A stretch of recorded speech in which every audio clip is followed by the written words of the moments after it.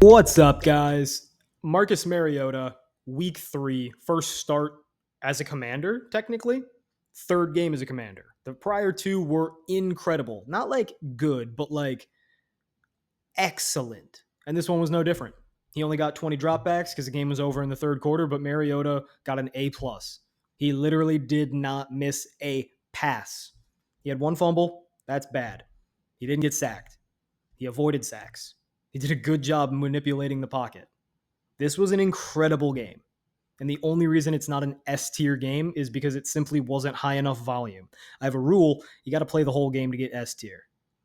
The only one who's done it this week is Baker Mayfield. Video incoming soon. But we're here for Marcus Mariota. It's going to be a shorter video. I stripped out a lot of the shorter passes, the screens, the things that don't really matter. I tried to focus on the plays that do matter. He had an elite throw, 2 great throws, and 2 solid throws. That's pretty good. He also had 10 routine throws. That is a staple of the Cliff Kingsbury offense. 0 bad passes, 0 interceptable balls, no sacks of any kind, a throwaway that was positive, 2 positive runs, one of which he fumbled on, a negative run, and 2 neutral runs, one of which was a touchdown. He only had to manipulate the pocket 5 times. When you get the ball out quick and you make good decisions, I guess it's just that easy. So, without further ado, let us get to the splendor, the excellence of the best quarterback on the Washington Commanders. And yes, I said that correctly. I did not stutter. Marcus Mariota. The game starts off pretty simple, right? Here, Mariota just notices a lane up the middle and runs. You know, it's a neutral run. It's wide open. It's 2 yards. It's a touchdown, so that's nice. But, you know, I guess you could give it a plus pocket movement for just being, you know, really, clever pocket manipulation, but whatever. On the second drive, Mariota throws 1 pass. This is the only pass he throws in the entire drive. It's solid. It's a solid pass. It's a nice little curl, 12 yards. Puts the ball right on him. Perfect timing. That's what Joe Burrow makes a career out of, right? Third drive, drop back 3. This ball, a lot of casual fans are going to say, like, oh, how isn't this pickable? Like, this almost got intercepted. And this is actually an incredible throw. So they're backed up, and it's 1st and 20 due to some penalties. Mariota throws a, let's call it 17-yard strike. And that's not like an open throw. I mean, it's open, but it's not wide open. This is not an easy read. He's got to throw the ball above the linebackers' heads, over the linebackers' heads, underneath the safeties. It's got to have really good zip and drive on it. Perfect height spiral, line drive, perfect height. Hits the receiver right in the throat. But it's Deebo Samuel. He's not the best receiver so much as he's a really good receiving running back. I mean, there's the ball hitting him in the face. It's not what you want. Yeah, the reason the ball bounces up and almost gets picked is because it literally hits the receiver in the face. It's a perfect throw. That is a great ball. It is not quite deep enough for me to count it as a deep pass, right? It's only 18 or 19 yards downfield, but I mean, that would have done wonders for the drive, 1st and 20, and you're already bailing yourself out. Here, they'll throw a little screen, get the yardage back, and Deebo will make up for a little bit of his crime. Some motion. You see you got zone, more Deebo. Deebo can't bail himself out this time. And then just a little RPO. I include this because I think it's really important to show. On the broadcast angle, these RPOs look really nice. It looks like a nice tight window throw. It looks slick. It's 10 yards usually, these little RPO slants. But from the All-22, even on the wide copy instead of the tight copy, you can see receiver's wide open, right? That's not hard to do. It's a routine throw, even though it looks lovely, even though it nets good yardage. It's the kind of thing anybody can do. And that's why college coaches spam it, right? That's why Cliff Kingsbury spams it. It's really easy, cheap, free yardage. Here, another good throw. This time, I believe, on 2nd down. Oh, there we go. This is the play from earlier. On the tight copy, you can see the RPO is just wide open. I mean, like, it's the easiest throw in the world, right? There's really nobody who can defend that throw other than defensive linemen in your face. So anyhow, we got a routine throw on the RPO. We got a solid throw on the curl that came right after it. That was pretty nice.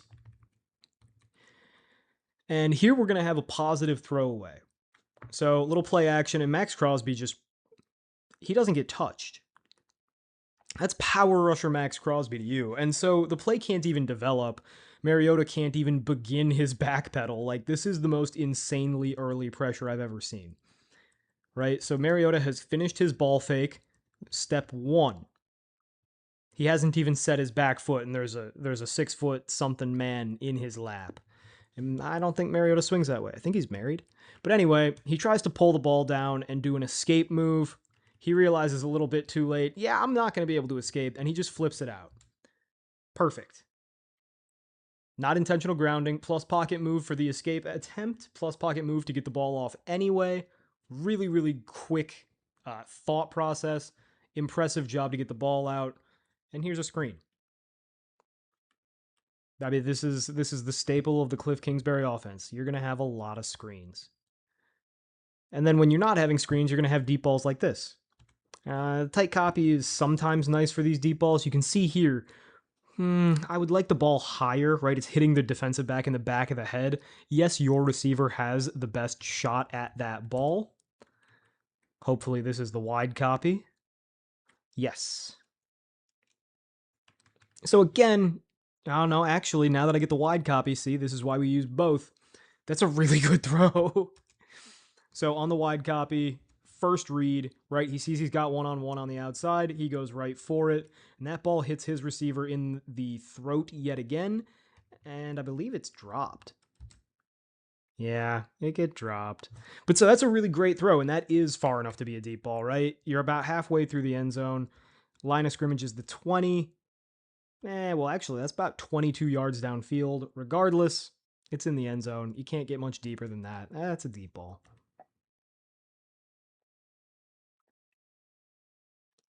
You know, unlike a lot of aggregators of stats, I like to go off vibes a little bit with a deep ball. You know a deep ball when you see it. And when you have the benefit of watching all the plays, you get to make those kind of judgment calls.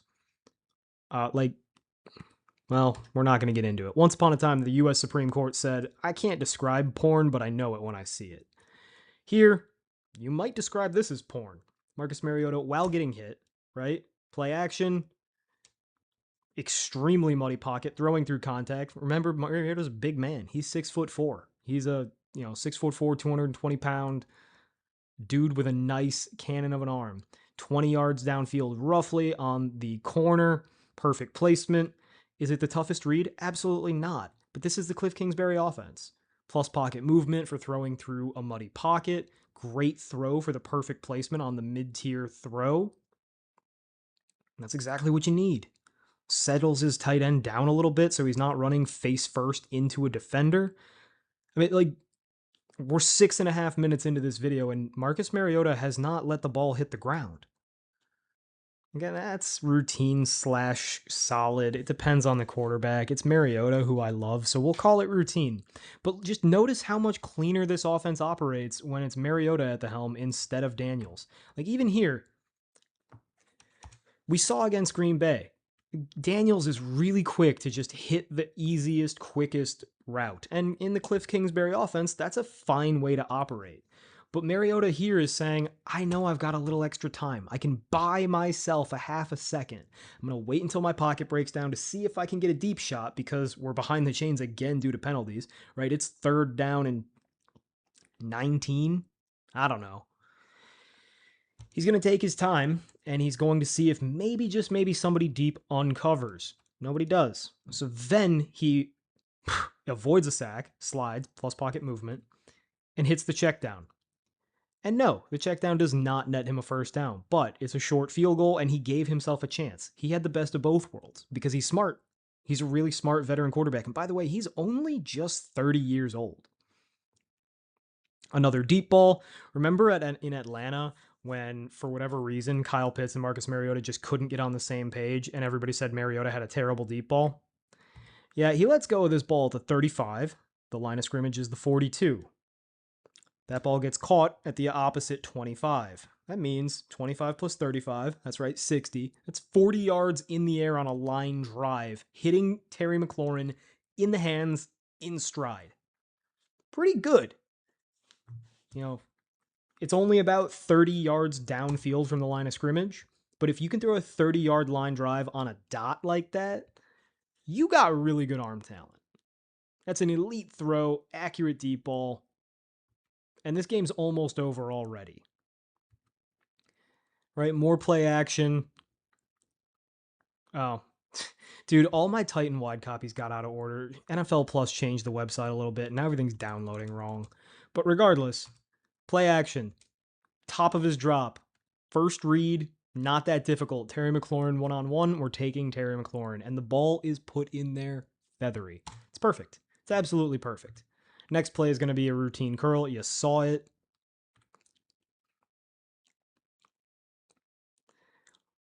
More play action. Hit the flat. This is Cliff Kingsbury. This is the air raid. And now we're going to get to some runs that I didn't catch earlier because, again, NFL Plus changed the way they do this, and it's really messing me up. In the first quarter, Mariota had this really lovely run. And I think quietly, Marcus Mariota is at least as good, if not better, than Jayden Daniels as a runner. The problem is Mariota, going all the way back to Oregon, has a fumbling issue. This is the worst play of his game, and it's a 25-yard run followed by a fumble. Right? So the way I grade these is a solid run is anything from like 8 to 14 yards, context dependent. So in this particular case, he's not breaking any tackles or making anybody miss. He's just running fast. Line of scrimmage is about the 50. So there's 10 yards. That's 1 point. And there's the 30. So that's 2 points. And there's another 5 yards. So he's at 2 points. And then he fumbles, which is like another negative 2 points. It ends up being about a net neutral play, despite the catastrophic mistake. There's a few more runs, and it's really nothing special. Like, this is a good run, but the game is mostly already over. And I believe this is the first play of the game again. As you can see, it definitely was a pass, and Mariota was just clever. So, at this point, Mariota was nearly perfect in this game. Again, this is the third game that Mariota's played under Cliff Kingsbury in the Commanders' offense, and frankly, this is the perfect offense for him, and he is the perfect quarterback for this offense. Supreme accuracy, very good arm talent, very fast, and a smart guy who doesn't take unnecessary sacks. I mean, if he could stop fumbling, he would be an excellent starting quarterback, but I digress.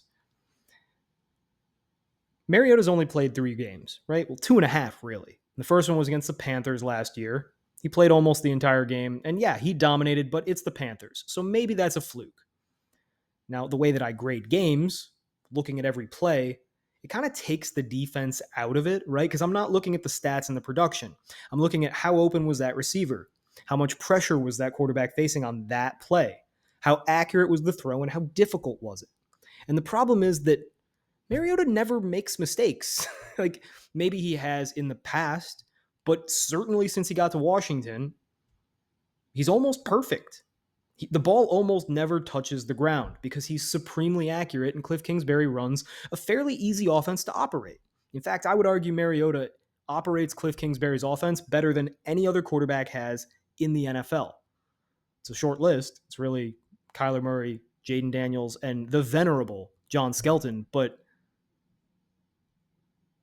it's just Kyler Murray and Jayden Daniels.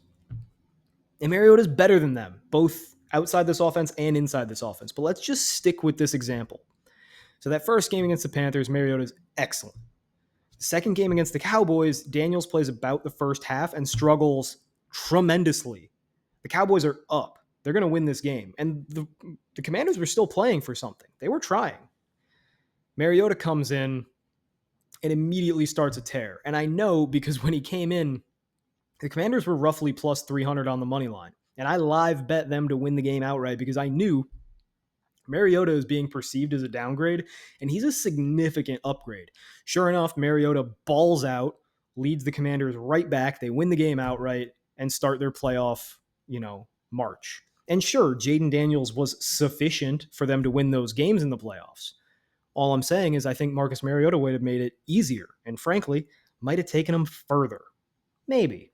Maybe their defense still wasn't good enough, but I think he gives him a better chance.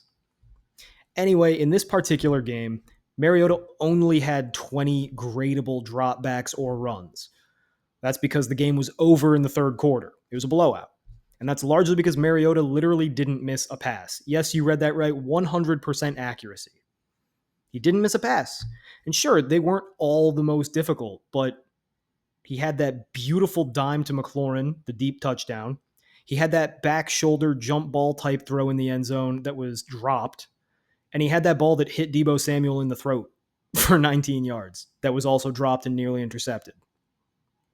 Yes, Mariota had a fumble, but it also happened to be on a 25-yard run. That kind of balances out.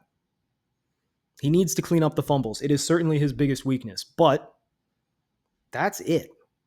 I'll take 1 or 2 fumbles a game if you're going to consistently give me remarkably accurate passing, really good decision making, and dynamic running. Did I mention that Mariota's only 30 years old?